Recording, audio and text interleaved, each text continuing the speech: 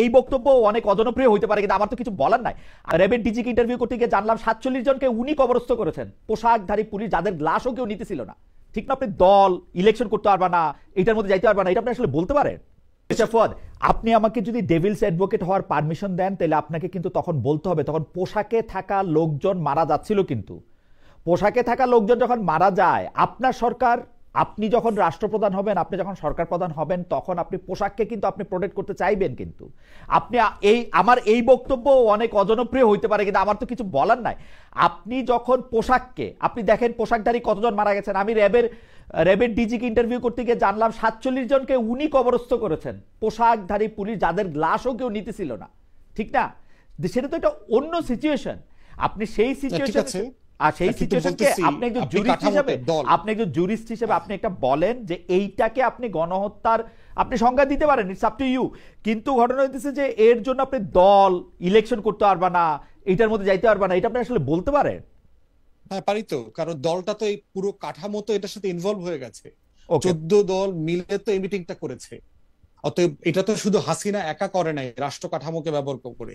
গণভবনের সর্বশেষ মিটিং তো 14 দল আকারে সিদ্ধান্ত নিয়েছে তারা মিলিটারি কারফিউ ডিক্লেয়ার করবে, তারা shoot on sight policy enforce করবে, এবং তারা সেটা তারা এনফোর্স করতে পারে নাই। তো আপনার মনে থাকবে শুট অন সাইট কোনো পলিসি ছিল না, তার সেনা প্রধানই বলছে তারা কাউকে গুলি করবে না। 1400 মানুষ তাহলে কেমনে খুন হইলো? 1400 মানুষের খুনের ব্যাপারটাও কিন্তু মানে আমার খুবই আফসোস যে আমি এই পক্ষ থেকে কথা বলতেছি। 1400 মানুষ খুনের যে কথা বলছে সেটার মধ্যে কিন্তু এটা অগাস্ট 14 তারিখ পর্যন্ত আপনি দেখেন, ওইটাও আমাদের খেয়াল করতে হবে। কিন্তু সুতরাং এত সহজে আপনি 1400 বলে ফেলেন না, কারণ হচ্ছে যে অগাস্টের 14 তারিখ পর্যন্ত কিন্তু ঘটনা। হ্যাঁ, এটা আমি ব্যাখ্যা আছে তো ভাই, যে মানুষটা গুলিবিদ্ধ হয়েছে 5 তারিখ পর্যন্ত, কিন্তু হাসপাতালে কাতরায় মারা গেছে 14 তারিখ। না, এটা হাসপাতালের মৃত্যুর কেস না ভাই, আপনি আবার দেখেন, হাসপাতালের মৃত্যুর কেস না, পুরনো আহতর কেস না এটা।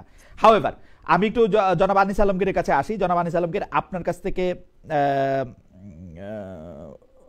যাই হোক, আপনাকে বলার আগে আমি একটু বলে নিই, একজন কামাল হোসেন উনি বলছেন, পার্সোনালি আপনাকে অনেক পছন্দ করি বা ভালোবাসি খালেদ ভাই, কিন্তু আমার মনে হয় আপনার কথা এবং আচরণে মনে হয় উপস্থাপনা আপনি পার্সিয়ালিটি করেন।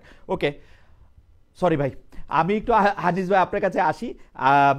ব্যারিস্টার ফুয়াদ যেটা বলতেছেন যে আসলে তো শেখ হাসিনা একজন ব্যক্তি মাত্র নন, একটি দলকে প্রতিনিধিত্ব করতেন, এবং আওয়ামী লীগের কোন লোককে আমরা কিন্তু শেখ হাসিনার এই যে, আমি খালি জুলাই আগস্ট বলবো না, 15 বছর ধরে উনি যে দুঃশাসন চালিয়েছেন, আওয়ামী লীগের কোন লোক আওয়ামী লীগের থেকে এটি বলেছেন, আওয়ামী লীগের কোনো কাউন্সিলে বলেছেন, অন্য কোনো সময় বলেছেন বা বলার চেষ্টা করেছেন, সেইটা পর্যন্ত তো আমরা দেখি নাই আসলে। তাহলে সেই ক্ষেত্রে সেই দলটা এটার জন্য কেন সাফার করবে না? সেটার জন্য শুধু ব্যক্তি কেন আমরা আওয়ামী লীগকে আরো বেয়ার করতে হবে? আমরা কেন এই আওয়ামী লীগকে বহন করে বেড়াবো? এটা কারণটা কি আসলে? ওকে, এই ক্ষেত্রে আমি বলি যে ফুয়াদ যে যুক্তি দেখাচ্ছে, যে সেই যুক্তি তাহলে আমার রাষ্ট্রে সমভাবে প্রয়োগ হতে হবে। আমি যখন 71-এর গণহত্যাকারী রাজনৈতিক দলটিকে এই ইলেকশনে অংশ নিতে দিচ্ছি, আমি যখন প্রমাণিত সত্য আমার চোখের সামনে আছে, যেভাবে তারা মেরেছিল, তারা আলবদর আলশামস করে এই দেশের বুদ্ধিজীবীদের হত্যা করেছে, সাধারণ মানুষদের হত্যা করেছে, সামরিক বাহিনীর সহায়তা করে নিরীহ মানুষকে হত্যা করেছে, আমাদের মা বোনদেরকে পাকিস্তানিদের হাতে তুলে দিয়েছিল, সেই রাজনৈতিক দলটা কি আমি 71-এর গণহত্যাকারীর এই রাজনৈতিক দলটি তাকে সাজা না দিয়ে তাহলে ইলেকশনে দিতেছি, আবার 24-এর গণহত্যাকারী একটা রাজনৈতিক দলকে আমি নির্বাচনে দেব না, কোন যুক্তিতে বলি? সেকেন্ড প্রশ্ন হচ্ছে যে আমি একটু বলবো আনিস ভাই, 71-এর গণহত্যাকারী, আমি শেষ করে দিচ্ছি, তারপরে নাৎসি পার্টির সাথে এখন তুলনা হচ্ছে আওয়ামী লীগের। তো ঠিক আছে, নাৎসি বাহিনীকে আদালতে একটা দুর্বৃত্ত দল হিসেবে প্রমাণ করে তারপর তাকে ব্যান করা হয়েছিল, এবং ইন্টারন্যাশনালি করা হয়েছিল। ইন্টারন্যাশনাল আদালত, বাংলাদেশে এমন একটা কোনো আদালতে সেটার কোনো বিচার হচ্ছে?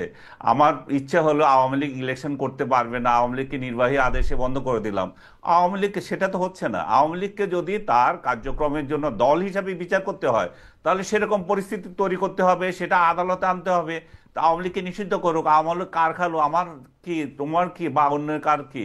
আওয়ামী লীগ যদি দুর্বৃত্তের দল হয়ে থাকে তাহলে সাজা পাবে। আনিস ভাই, কিন্তু কথা হচ্ছে আনিস ভাই, আনিস ভাই, আনিস ভাই, আপনার বক্তব্য, আইন না মেনে করছে কেন? আনিস ভাই, আপনার বক্তব্য বুঝতে পারছি। আপনাকে যদি আমি এই প্রশ্ন করি, আপনি যেটাকে ৭১-এর গণহত্যাকারী দল বলছেন, সেই দলটিকে প্রথম ক্ষমা তো করেছিলেন বঙ্গবন্ধু শেখ মুজিবুর রহমান ট্রাইপ্যাট্রিয়ট এগ্রিমেন্টের মাধ্যমে 1973-তে।